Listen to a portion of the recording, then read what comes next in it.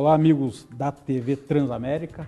Estamos diretamente aqui dos nossos estúdios com mais um programa Verdade e Expressão pelo canal 59 da TV Aberta e também pelas redes sociais.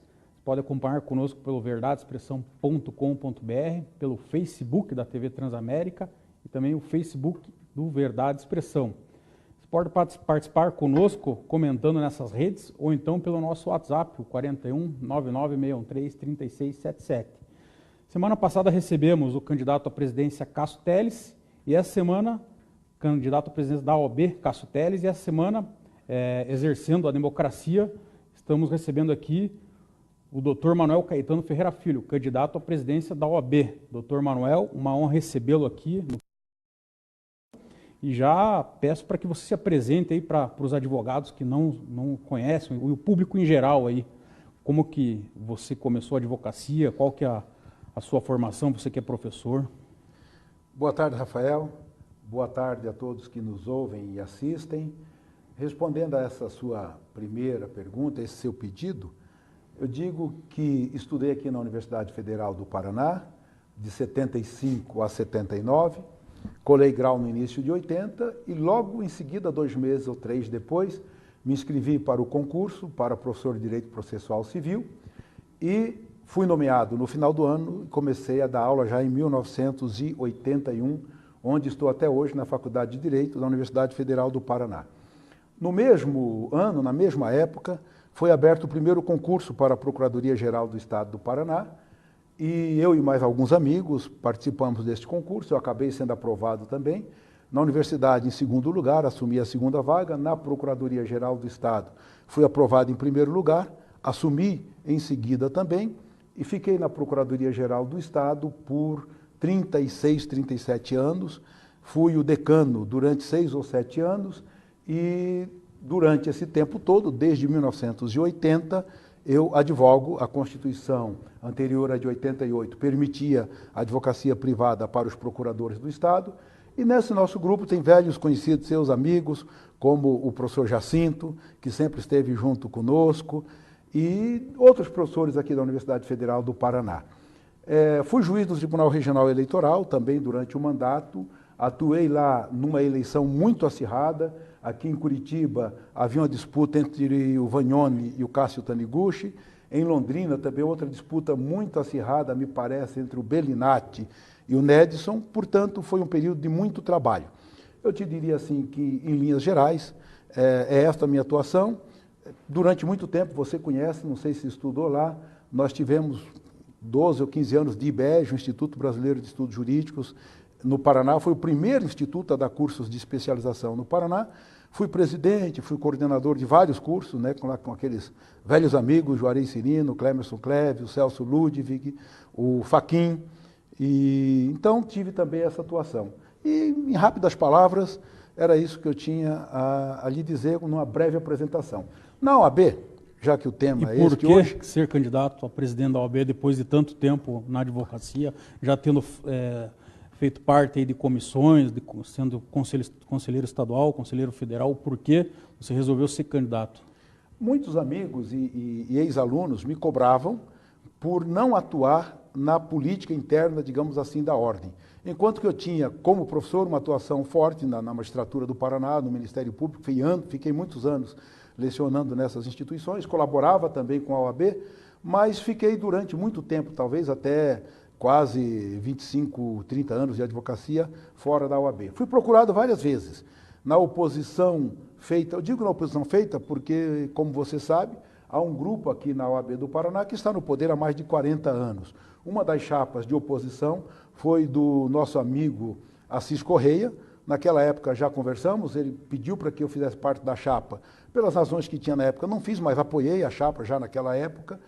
Depois, quando o Marlos foi uma outra oposição, também me convidaram, ou seja, havia muitos colegas que me pediam para atuar na OAB. Foi aí então que eu tomei a decisão de me aproximar da política da OAB, tinha lá, como tenho até hoje, alguns amigos na 11 de agosto, fiz parte do Conselho Estadual durante uma gestão, porque imaginava que, entrando no grupo, esse grupo que está no poder há tanto tempo pudesse colaborar na democratização interna do grupo, que a gente pudesse fazer um trabalho interno. Não fui só eu que fiz isso, vários outros colegas também passaram por essa experiência. Tive essa experiência no Conselho Estadual, depois uma no Conselho Federal, e essa experiência só me convenceu daquilo que me levou hoje, então, à candidatura, que é impossível você arejar esse grupo por dentro, que é impossível você democratizar a relação, tornar mais transparente a atuação desse grupo. Então, esta é a razão pela qual, depois de ficar afastado agora 3 anos no último mandato, novamente esses amigos me procuraram. É muito importante que esta candidatura surgiu de um trabalho muito intenso, de muito diálogo. Fui procurado por esses colegas que compuseram a oposição no passado, por colegas atuais, por ex-alunos, para que nós pudéssemos organizar uma oposição à OAB. E havia mais ou menos um consenso que nós deveríamos lançar uma chapa. Então, lançamos esse movimento, chamado Algo Novo, que não era ainda uma chapa, o nome do movimento era Algo Novo, mas com uma outra composição, e passamos a dialogar com advogados de Curitiba, do interior. Visitamos muitas subseções, todas as principais subseções, trabalhando para concluir se lançávamos ou não uma chapa. E a conclusão do grupo foi que deveria ser lançada uma chapa. O nosso objetivo era encontrar uma mulher que pudesse presidir a OAB, a gente pode conversar a respeito disso depois, mas no final a decisão do grupo foi que deveria ser eu o candidato, e eu com muita honra assumi essa missão. Para mim é de fato uma missão a ser cumprida no trabalho pelos advogados do Paraná, e acabamos então concluindo, e depois de muito diálogo apresentamos essa chapa de oposição à advocacia do Paraná, uma chapa composta por advogados experientes e por advogados jovens, por homens, por mulheres, mas todos com muita seriedade de ajudar o advogado paranaense, de caminhar ao lado do advogado do Paraná. O nosso principal motivo de lançamento da chapa foi o compromisso com os advogados do Paraná. É por isso que nós apresentamos essa chapa, Advocacia Paranaense. Você falou que dentro, estando lá dentro dessa atual gestão, não tinha como se exercer democracia. Você entende que não era dado voz ao advogado, é isso? Que as principais questões que o Brasil, aí, a questão do impeachment, a questão das reformas trabalhistas, previdência, não foram devidamente discutidas. É por isso que você resolveu sair e ajudar a montar esse grupo para tentar democratizar? Seria por isso, então? Não necessariamente, não exatamente nesse sentido. Quando eu falei em democratizar o grupo, eu pensei na estrutura interna que esse grupo tem. Ninguém sabe bem de perto, nem mesmo os candidatos, qual é o centro de decisão, de onde vêm as decisões. Então, esse grupo 11 de agosto é muito conhecido por tirar, a gente não sabe bem de onde, um candidato, e foi exatamente isso que aconteceu agora também. Então, eu mesmo, quando participei, não fiquei sabendo exatamente quem decidia, quem não decidia, de onde vem, afinal, o poder desse grupo. E também porque o grupo, e isso nós vamos conversar depois, nesta eleição, isso está claro, tem uma prática que não é democrática. Tem uma prática que acaba não admitindo o surgimento de uma oposição. Então, quando eu falei em democratização, que não encontrei, foi mais do grupo como um todo, e por isso é que eu saí do grupo, depois dessas 2 experiências, que para mim foram breves, e passei então agora, a pedido de amigos, conversando com amigos, a integrar a oposição.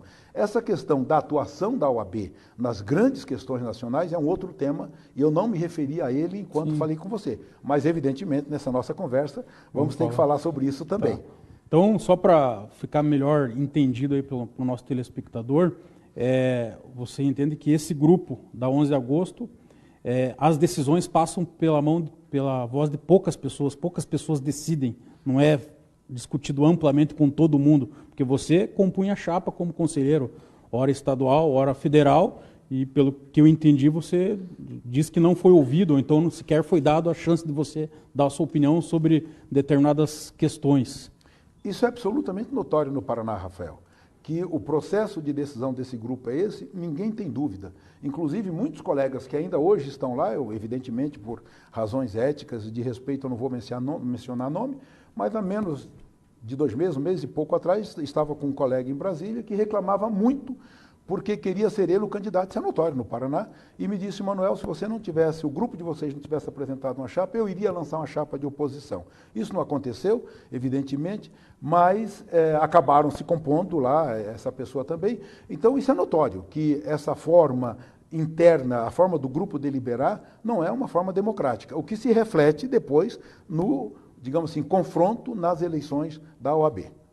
Tá. Eu gostaria que você falasse também em relação às recentes decisões da OAB, que foi até uma pergunta que eu fiz para o outro candidato, em relação ao impeachment, que você foi contrário, né? Você deu parecer, inclusive, contrário ao impeachment da ex-presidente Dilma, e também sobre a questão da reforma trabalhista. Qual a sua opinião? A questão do impeachment, Rafael, para mim é muito tranquila, né? Há um parecer que não é meu, não foi eu que dei o parecer é do Conselho Federal da OAB. O Conselho Federal da OAB nomeou uma comissão, como sempre faz, com 5 membros, uma comissão especial, cada membro de uma região do país.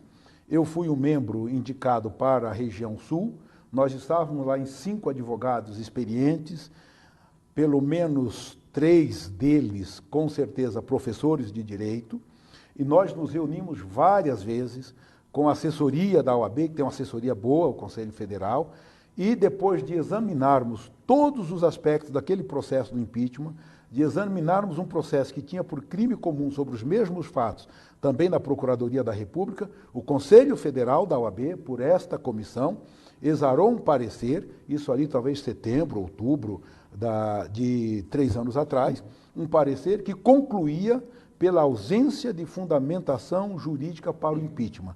Portanto, a minha opinião só fez parte de uma opinião. O parecer foi por maioria de 3-2, seja bem dito, isso é verdade, mas o parecer não é meu. O parecer está no site do Conselho Federal da OAB, está no site Conjur, por exemplo, alguém pesquisou para mim esses dias, e é o parecer oficial do Conselho Federal da OAB. E eu, pessoalmente falando agora para você, por razões estritamente jurídicas, mantive sempre, coerentemente, a posição que defendi nessa comissão.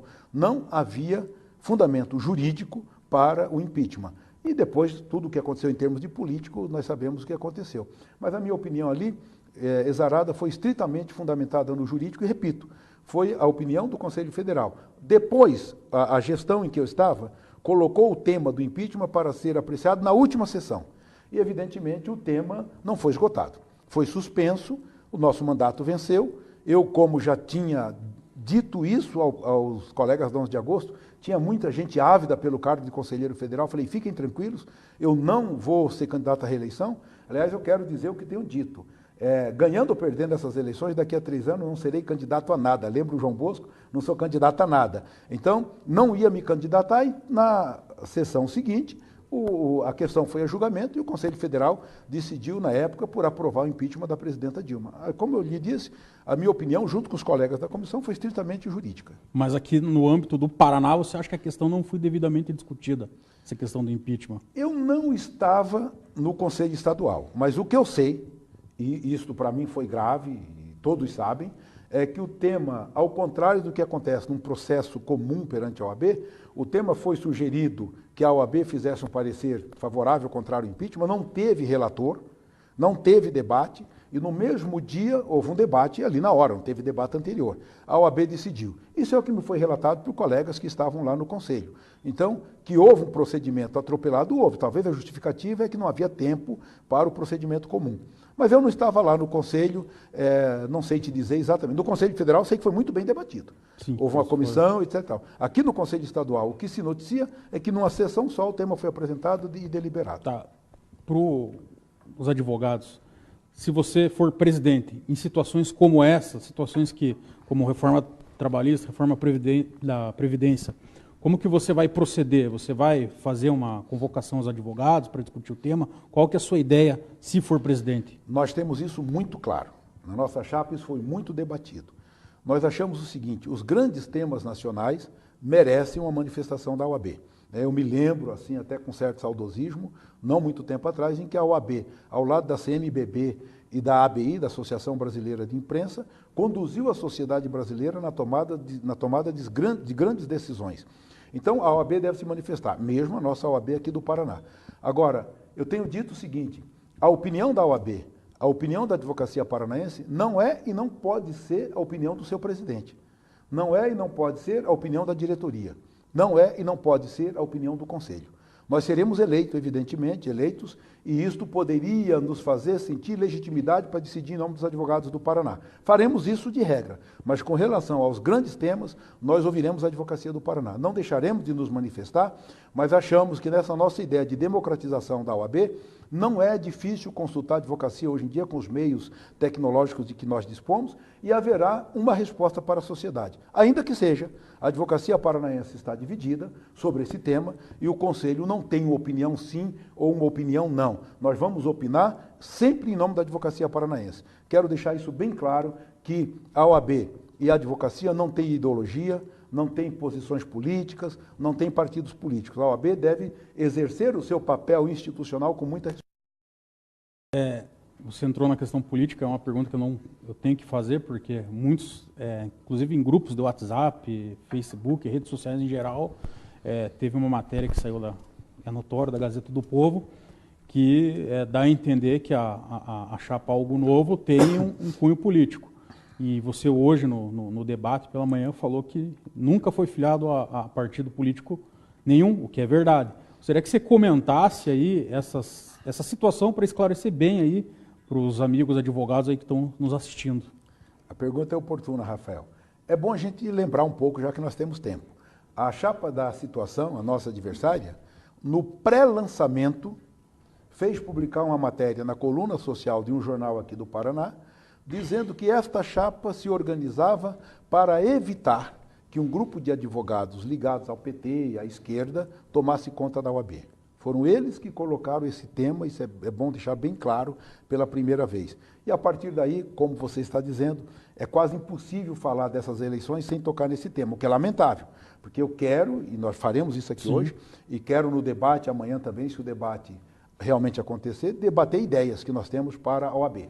Mas eu lhe explico rapidamente. Não é segredo para ninguém que eu e um colega de chapa advogamos fazendo parte da equipe do ex-presidente Lula.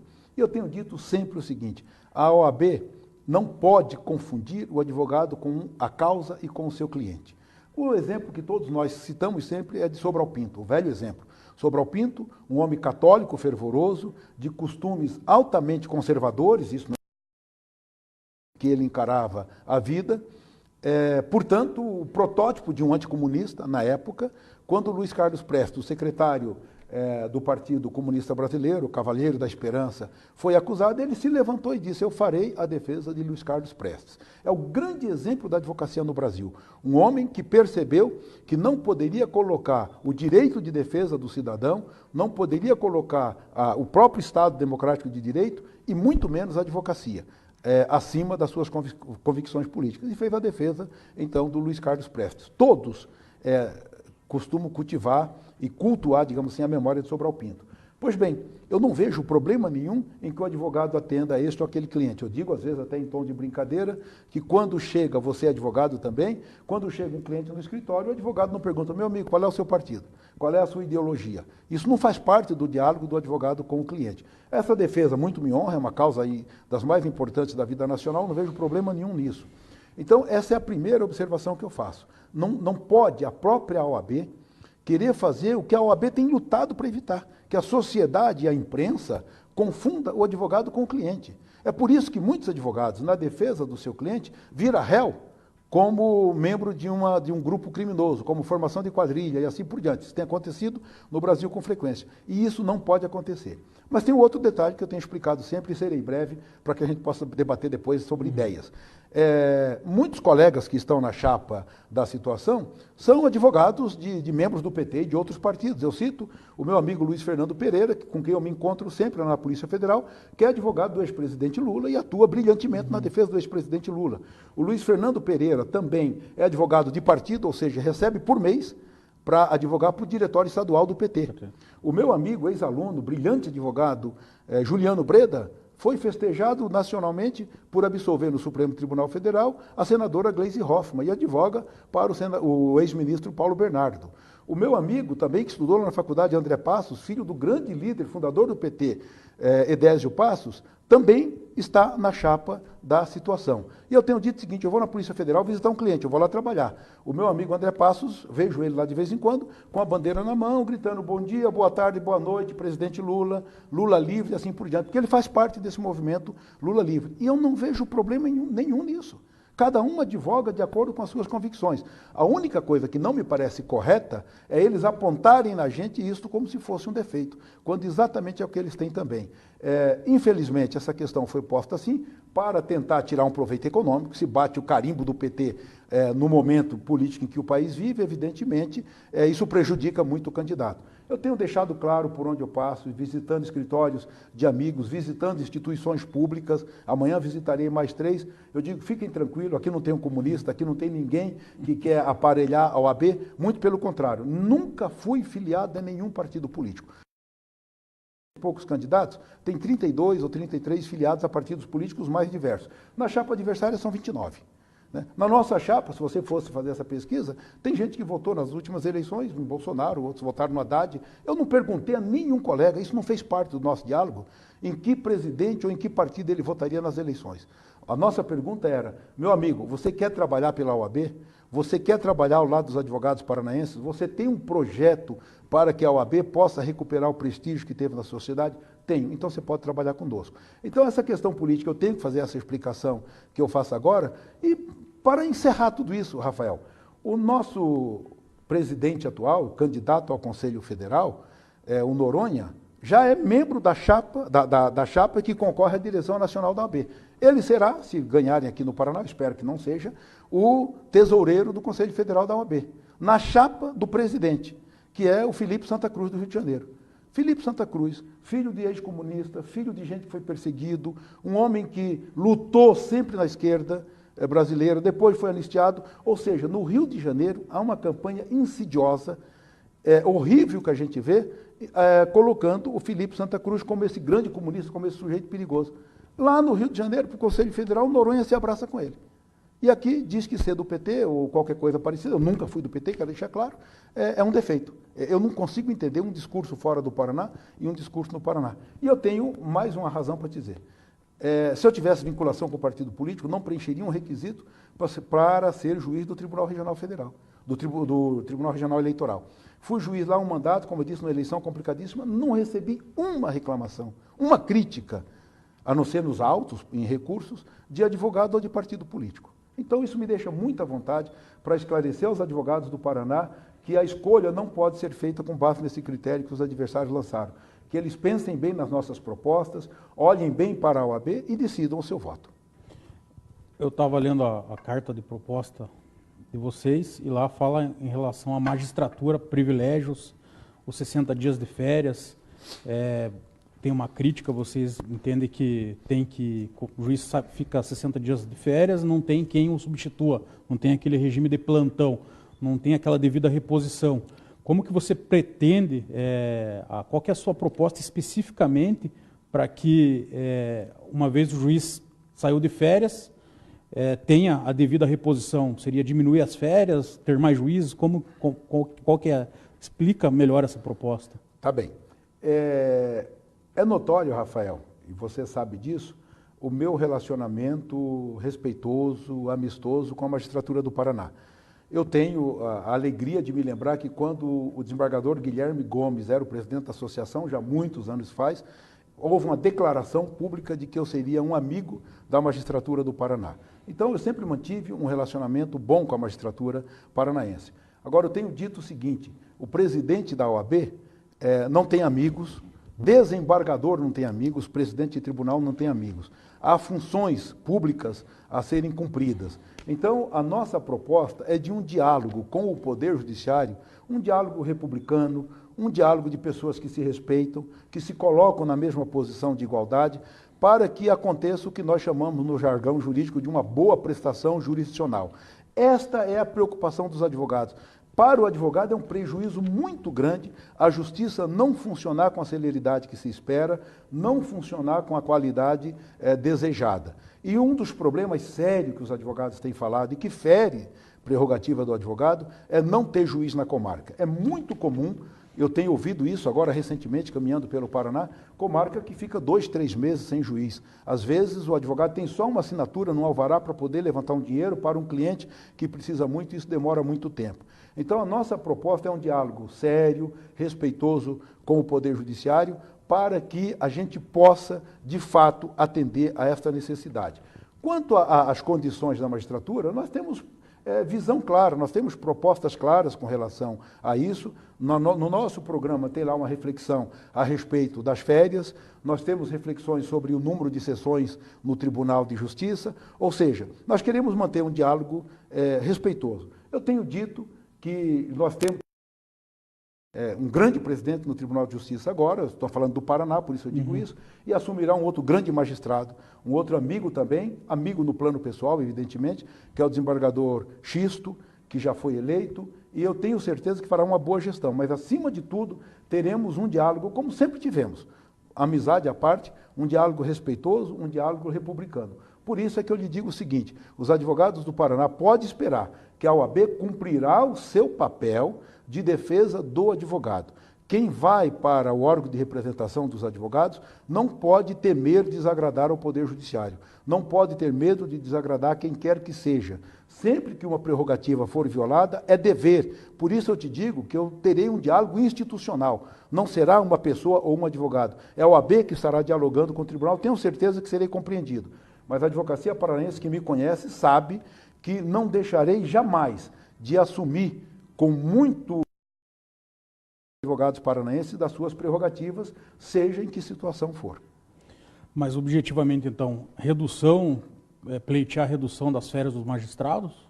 Seria uma forma? Este é um tema complicado e, de fato, a nossa chapa tem essa opção de os magistrados, como os demais profissionais brasileiros, trabalhadores brasileiros, poderiam ter férias realmente de 1 mês ao ano e não de 2 meses. Esse é um tema complexo, precisa ser bem debatido, a magistratura tem lá suas razões, mas nesse debate respeitoso que eu lhe disse, a nossa postura é essa, porque evidentemente, se o magistrado tiver 1 mês de férias ao ano, nós teremos mais magistrados. Mas isso não resolve, é preciso deixar claro. Sim. É preciso lutar ao lado do Poder Judiciário para que as boas condições para os magistrados sejam conquistadas também. O Poder Judiciário, a Advocacia e o Ministério Público não são poderes antagônicos, não são instituições antagônicas. O objetivo é o mesmo, é preservar o direito das pessoas e dar condição ao advogado, que é o grande defensor das causas da sociedade e dos cidadãos. É isso que nós pensamos com relação ao relacionamento com a magistratura e com os demais órgãos da Justiça. Uma outra questão as delegacias em plantão, vocês têm uma proposta de implantar salas da OAB em todas essas delegacias em regime de plantão. Como que vocês pretendem executar isso? De fato, a OAB mantém salas naqueles ambientes em que os advogados mais frequentam. Primeiro, onde há essas salas, nós sentimos uma deficiência muito grande, especialmente no interior. A internet que não funciona, computadores que não funcionam, computadores muito lerdos. Então, muitos lerdos, os advogados reclamam muito da estrutura, e depois vamos falar um pouco disso e de tecnologia também, que a OAB tem montado nessas salas. Mas a nossa proposta de olhos nos nossos colegas criminalistas é que também, além das sedes nos fóruns, nas sedes da Justiça, também nessas delegacias, onde há um trabalho intenso dos advogados, haja uma sala de apoio da OAB. É mais um compromisso que nós assumimos, absolutamente factível. A OAB tem um orçamento, que depois poderemos falar sobre ele, que permite, evidentemente, que essa providência seja tomada. A reivindicação não é nossa. O nosso programa, que está aqui, foi elaborado a partir de sugestões de advogados do todo o Paraná. Recebemos mais de 500 propostas, elas foram analisadas, foram classificadas, foram filtradas e resultou nessas propostas que nós fazemos. Esta é uma daquelas que nós recebemos dos advogados e achamos que valia a pena defender, defendemos e implementaremos se formos vitoriosos. Estava lendo também a questão da publicidade da advocacia. Você fala em rediscutir os limites da publicidade da advocacia. O que seria exatamente essa rediscussão? Quando eu estive no Conselho Federal, foi debatido o novo Código de Ética, que fala também da publicidade. O que nós pensamos é o seguinte: a ideia da publicidade da advocacia é de tempos já superados. Nós vivemos hoje uma época em que a tecnologia avançou muito, a própria advocacia mudou muito o seu modo de ser, e nós achamos que a publicidade, aquela publicidade que era proibida, a orientação para a publicidade, deve ser repensada. Nós não propusemos que ela deve ser feita desta ou daquela forma, mas nós achamos que o que nós temos hoje precisa ser repensado para que a publicidade seja adequada aos tempos atuais da advocacia e da nossa sociedade, principalmente nessa época de processo eletrônico, nessa época em que a comunicação é quase toda eletrônica. Um dos pontos de divergência sua com o candidato adversário é a questão do ensino à distância. Gostaria que você falasse, até foi uma discussão hoje no debate, né? Ele tem um ponto de vista, você tem outro. Quando a gente fala abstratamente, né, isso parece aqueles estatutos de partidos políticos. Todo mundo defende a prerrogativa, todo mundo defende o advogado, todo mundo defende a OAB. Esse ponto ficou claro entre nós, até porque ele me fez uma pergunta, e você sabe, eu atuo há 38 anos no ensino, nas mais variadas formas. E eu tenho uma opinião clara sobre isso, né? Eu, não, a chapa tem opinião clara sobre isso. Eu lembrei que quando eu estive no Conselho Estadual foi feito um debate e a OAB na época queria tirar uma nota contrária ao ensino à distância e não me pareceu adequado. A minha opinião clara é: não podemos menosprezar o avanço tecnológico. O ensino à distância não é necessariamente um ensino de má qualidade. A Universidade Federal do Paraná, onde eu estou já há mais de quase 40 anos, como eu lhe disse, tem cursos de excelente qualidade à distância. Mas hoje eu nem disse, me lembrei depois, que a Universidade de Harvard, decantada e cantada no mundo inteiro, tem cursos de excelente qualidade, cursos à distância. Então a posição da chapa é que a distância é uma experiência a ser levada adiante. Talvez nós acabemos chegando na ideia de um semipresencial, com ensino à distância e ensino presencial também, mas eu não tenho nenhum preconceito tecnológico, não tenho nenhum preconceito com relação ao ensino à distância. O mais importante é que ainda hoje de manhã, no debate que você lembrou, logo depois que me fez essa pergunta, o adversário diz: nós precisamos ficar preocupados porque tem cursos, faculdades de ensino presencial que a qualidade é péssima, que não pode funcionar. Eu disse: meu amigo, você está concordando comigo. O que importa não é se é à distância ou se é presencial, é a qualidade. Agora, o preconceito faz com que você pense que o ensino à distância é necessariamente um ensino de péssima qualidade. E são várias universidades do mundo, eu citei apenas um exemplo, que dão cursos à distância e cursos de excelente qualidade. Então, a chapa tem a posição seguinte: nós não somos contra a tecnologia, não somos contra o ensino à distância. Nós somos pela qualidade, pela genuína qualidade do ensino jurídico, presencial ou à distância. Inclusive, o candidato da chapa adversária falou aqui que pretende, inclusive, ajuizar demandas aí visando barrar aberturas de faculdades ou então suspender cursos aí, verificar a questão jurídica desses cursos. Gostaria que você falasse aí qual que é a posição da sua chapa, como que você vai realizar esse controle. Ele falou em selo de qualidade, qual que é a proposta? Isso sim, nós vamos realizar um controle rigoroso da qualidade do ensino jurídico, como eu lhe disse, presencial e à distância. Isso para nós é fundamental. Aliás, nós fazemos uma crítica à gestão atual da OAB nacional e estadual, porque estão falhando, nós podemos falar sobre isso depois, haverá tempo, no controle do ensino jurídico. Agora, há um detalhe que precisa ser esclarecido. Nada acontece por acaso, o debate na sociedade é um debate complexo. E você deve saber que há grupos financeiros muito interessados no ensino presencial, nas faculdades que nós temos, muitas de péssima qualidade, essa opinião não é minha, é generalizada, e evidentemente a esses grupos econômicos não interessa o ensino à distância. Então é preciso a gente tomar cuidado neste debate, o que é de fato uma preocupação com a qualidade de ensino e o que é uma preocupação com o lobby das instituições de ensino que não aceitam o ensino à distância. Eu digo isso porque muitas delas, públicas e privadas, inclusive aqui do Paraná, já estão ofertando cursos à distância. Então é preciso tomar cuidado com isso. E nós, evidentemente, podemos tomar medidas judiciais, fatalmente tomaremos, quando a qualidade for péssima, no presencial ou no ensino à distância. Nós não fazemos esse preconceito. Eu acho que a OAB tem um papel fundamental na preservação da qualidade do ensino, inclusive controlando a criação de novas faculdades. E quanto ao exame de ordem, a chapa da situação propõe a redução. Hoje nós temos 3 exames de ordem por ano, eles propõem a redução para 2. E também eles falam, dizem ser contra a questão do reaproveitamento do resultado da primeira fase para um posterior exame. Qual que é a opinião de vocês? Este é um assunto também que exige uma boa análise. Não me parece, a princípio, eu não sei as razões pelas quais eles propõem isso, você reduzir de 3 para 2. O universo de bacharéis em Direito hoje é muito grande e esperar, como eu na época em que eu fiz, que era 1 por ano, não me parece justo com os recém-formados que saem da faculdade e precisam ser inseridos no mercado de trabalho.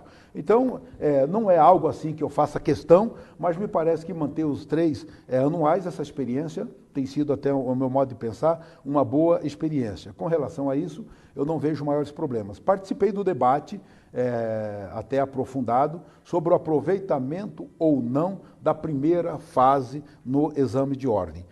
É uma solução de meio termo, é uma solução que me parece razoável. O candidato faz a primeira fase, se for aprovado, fará a segunda fase. Se reprovar, terá o aproveitamento daquela primeira fase num segundo exame. O debate, há aqueles que digam que deve ser aproveitado para sempre, evidentemente eu não concordo com isso. Há quem tenta radicalizar e voltar ao que era antes. Agora eu participei do debate grande, eu acho que tem muitas razões que nós devemos levar em consideração a inserção do advogado no mercado de trabalho, das pessoas que concluem a faculdade de Direito e, por que não, aproveitar a primeira fase pelo menos uma vez e fazer a segunda fase e se sentir habilitado para a advocacia. Eu tenho dito o seguinte, eu não me preocupo em reprovar muitos bacharéis.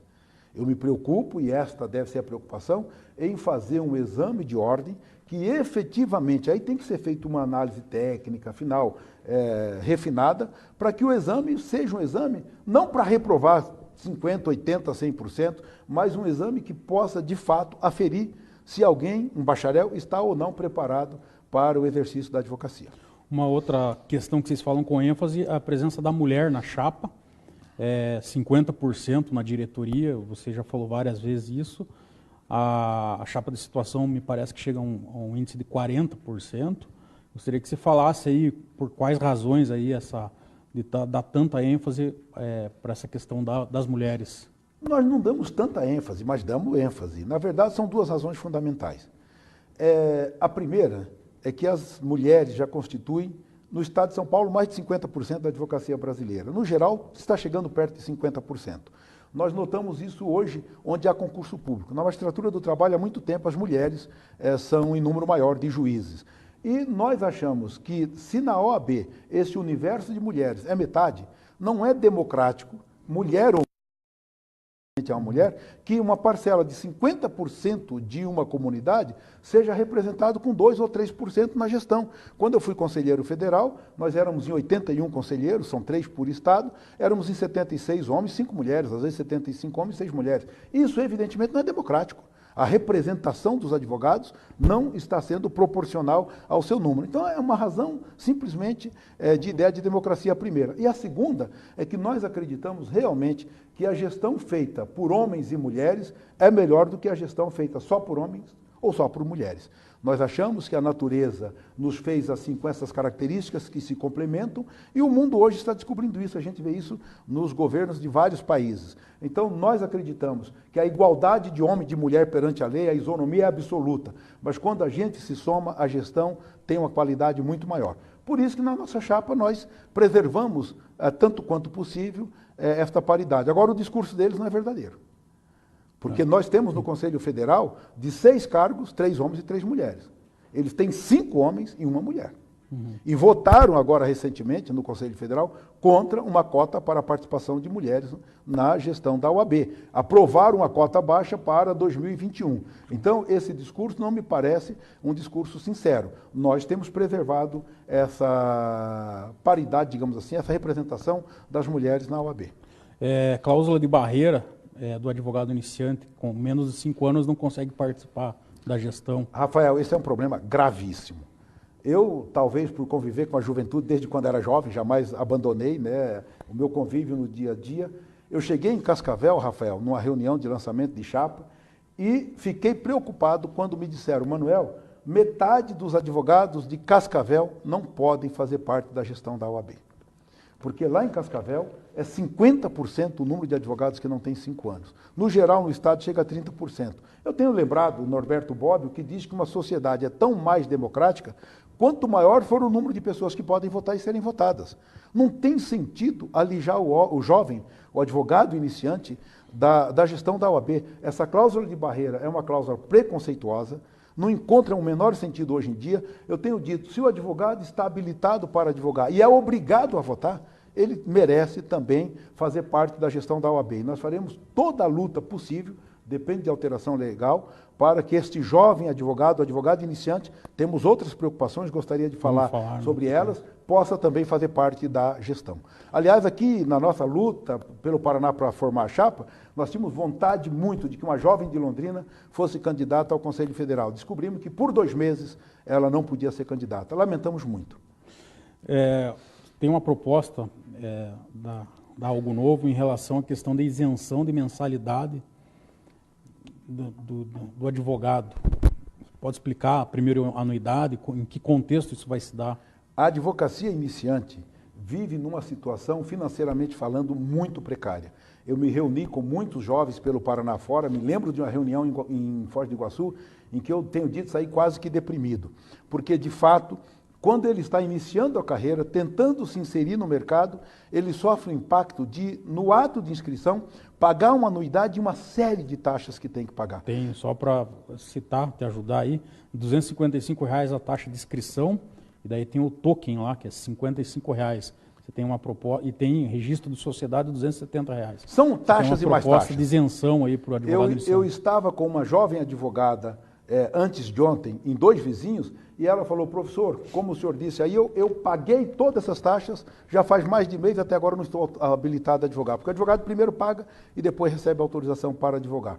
Então, a nossa proposta para a advocacia iniciante é anuidade 0 no ato de inscrição. Uma comissão altamente gabaritada, fez um estudo e chegou à conclusão de que não haverá impacto nenhum, isso é absolutamente possível, e ao contrário do que diz a chapa de oposição, é legalmente, pela legislação da OAB, possível. Nada impede que a gente faça isso, é só ter vontade política. Só explica o impacto perante o Conselho Federal. A legislação... Inclusive até o Molina, naquele bafafá que deu lá, vamos comentar daqui a pouco, lá de Maringá, ele fala que é uma proposta eleitoreira, até no texto ele fala ali, que não é exequível, isso daí você podia explicar melhor. Daí. É absolutamente exequível. A legislação diz que o Conselho Seccional fixa o valor da anuidade. E pelo Brasil afora, vários conselhos, cada um fixa a sua anuidade.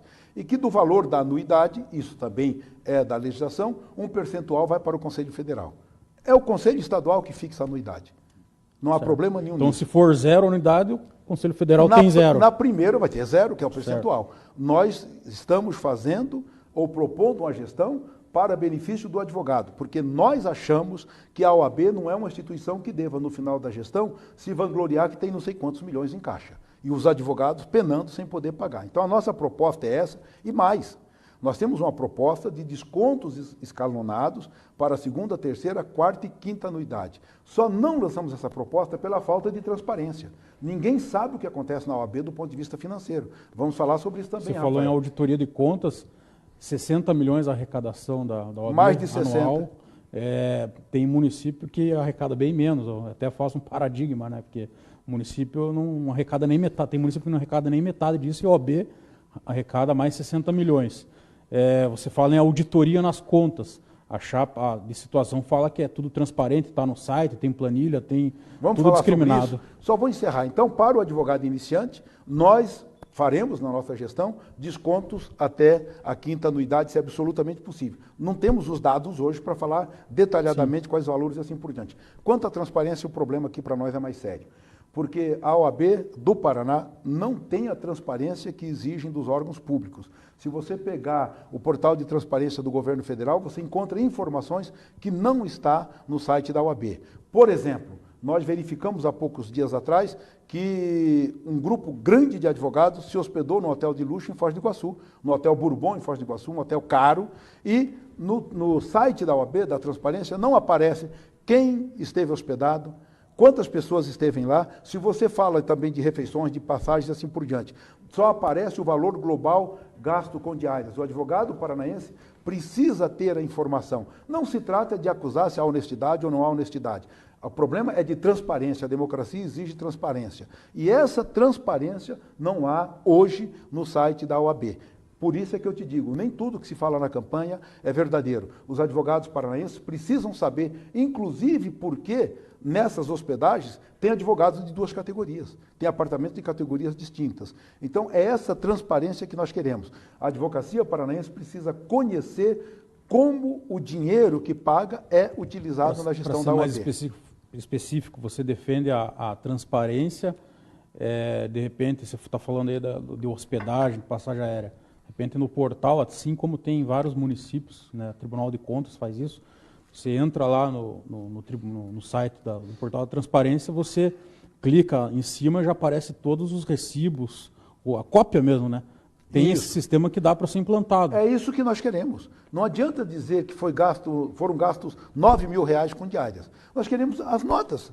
Isso tem que vir para o portal de transparência. Nós queremos saber, os advogados paranaenses precisam saber, quem que se hospedou, se for advogado, se não for advogado, se eram os gestores da OAB, quem era. Então, isso é fundamental. Exatamente o que você, com a sua experiência como advogado, tem, é o que nós queremos, que a OAB dê essa transparência total na sua gestão. E também queremos transparência no processo decisório. Como é que nós decidimos construir uma sede ou não construir uma sede, como decidimos realizar cursos, há muita reclamação dos advogados do interior, ou seja, transparência nos processos de decisão e transparência no uso dos recursos financeiros da OAB. Sobre sede, você falou, vamos falar da OAB Maringá,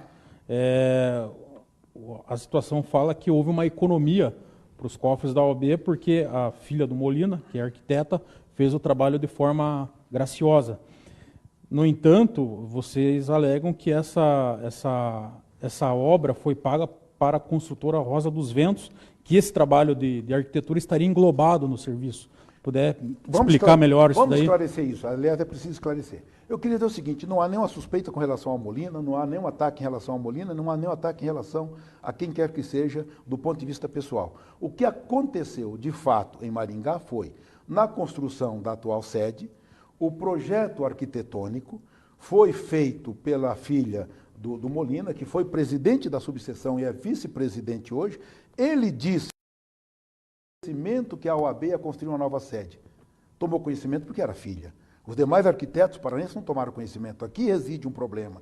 E que ela se dispôs a fazer gratuitamente para a OAB o projeto arquitetônico. A nossa crítica é a seguinte, mesmo que seja gratuito, houve um contrato.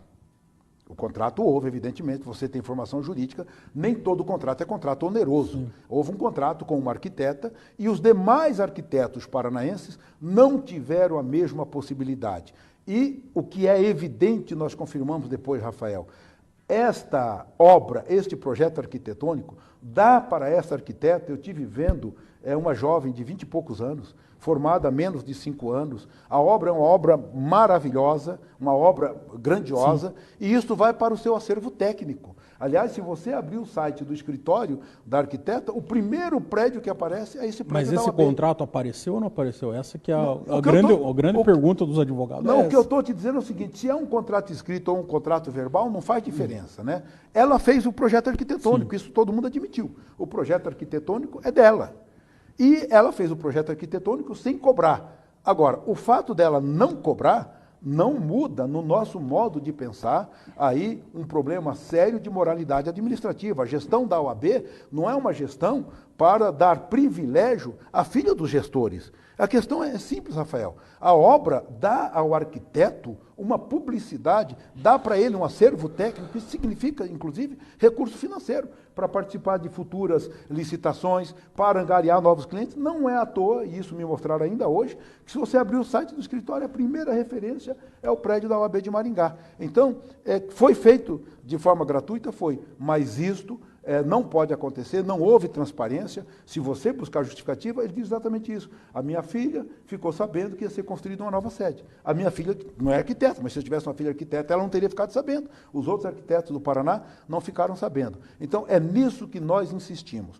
Houve uma grande vantagem profissional, isso significa, inclusive, vantagem econômica, para a filha de um gestor da OAB e em prejuízo dos demais arquitetos do Paraná. Isso não é transparente, no nosso modo de pensar, não se deve misturar o público, no nosso caso, os recursos da OAB, com os recursos privados. A pergunta que me fizeram e é um questionamento que tem em grupo do WhatsApp, essa construtora Rosa dos Ventos, você teve acesso ao contrato para saber se esse trabalho arquitetônico está dentro ou não?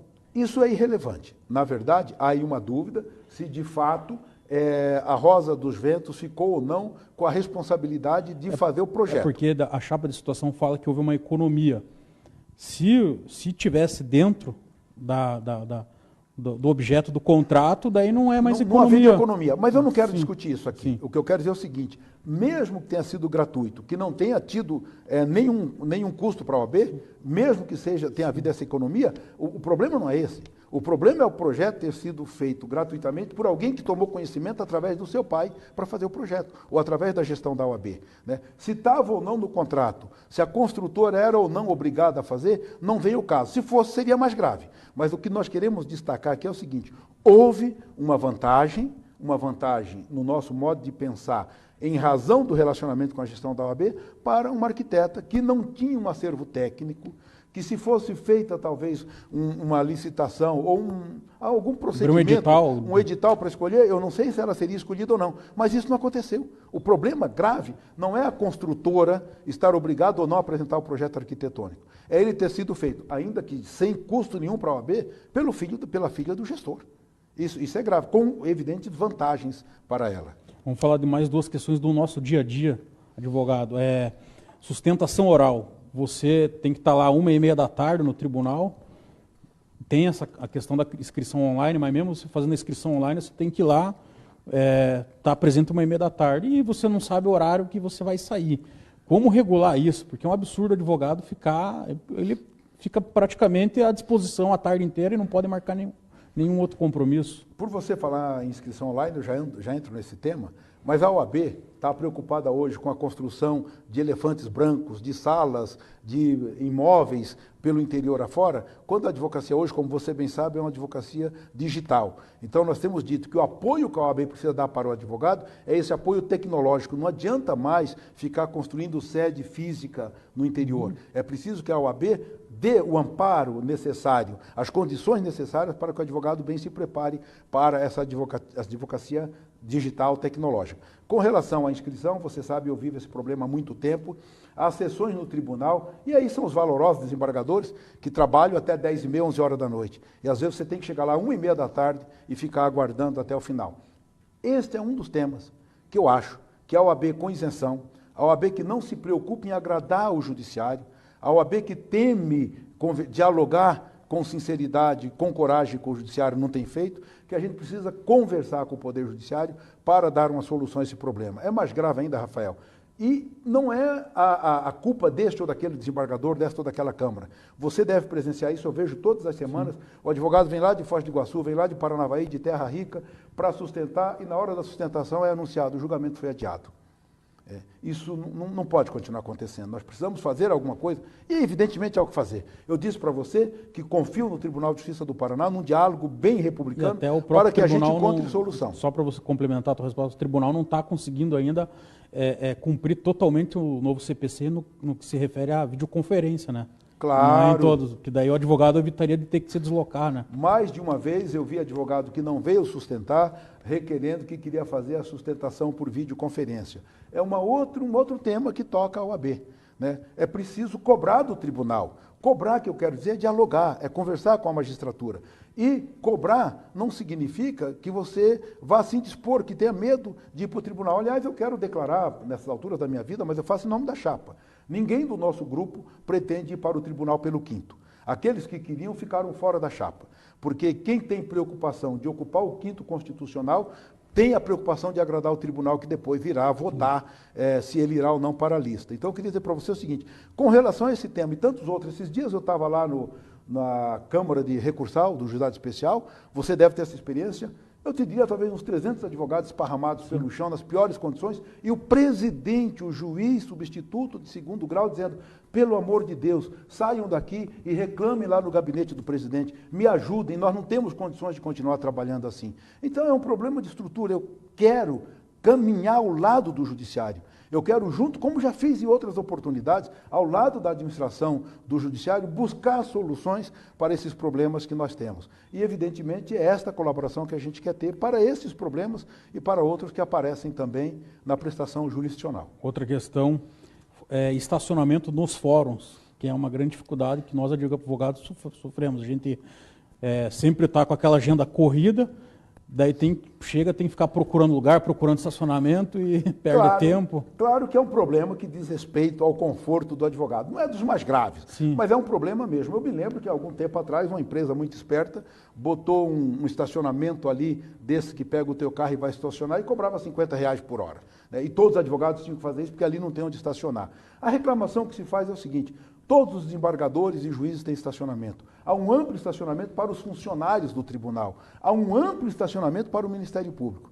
E 8 vagas ou 10 para os advogados. Então, isso parece que reflete esse descaso pela advocacia. Sim. Nós ficamos sabendo aí que a OAB ontem não conseguiu cumprir um desagravo diante de uma penitenciária ou perante uma penitenciária. Eu tenho dito, a OAB está numa situação de desprestígio tal que não consegue cumprir as suas funções mais comezinhas. Então, o advogado é visto desta forma e esta questão do estacionamento é apenas um reflexo disso. O advogado fica lá girando, tem que deixar o carro longe do estacionamento, mas mais do que uma preocupação séria que eu tenho com relação a isso, é o que isso simboliza.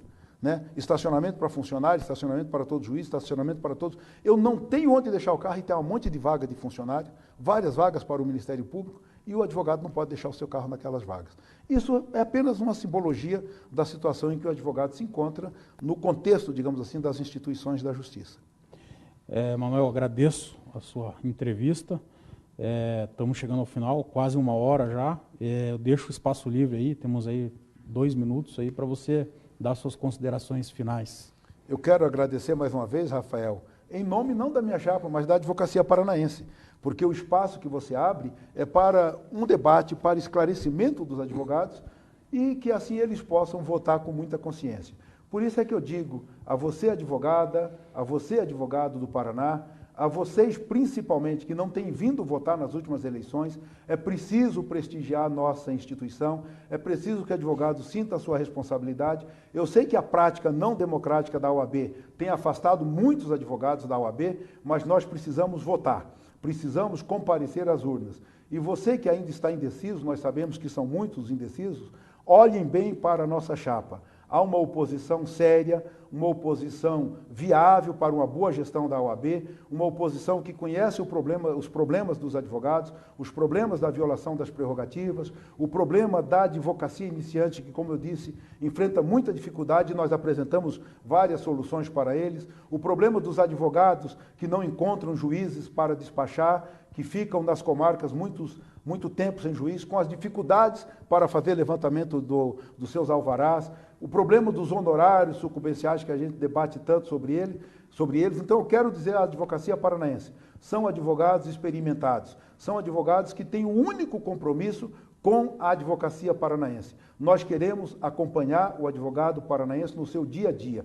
Tenho dito e repetido, meu caro Rafael, nenhum advogado do Paraná que for desrespeitado no exercício da profissão, que tiver violada a sua prerrogativa, prejudicada as suas condições de trabalho, ficará sozinho. A OAB estará ao seu lado em todo e qualquer momento. Faremos campanhas pedagógicas, campanhas preventivas, mas quando a violação acontecer, tenha certeza, querida advogada e querido advogado do Paraná, o braço forte da OAB, enquanto instituição, estará ao seu lado em todo e qualquer momento. E espero que no dia 22, se vocês assim acharem merecido, peço licença ao meu amigo Rafael, dia 22, vote 22. Esse é o número da oposição, o número do grupo de advogados que quer recolocar a nossa OAB no seu caminho de dignidade. Muito obrigado, Rafael, e muito obrigado aos nossos ouvintes e telespectadores. Eu que agradeço e a você também que nos acompanhou até agora. Semana que vem, 19h30, ao vivo aqui com o presidente da Câmara Municipal de Curitiba, Serginho do Posto. Até lá.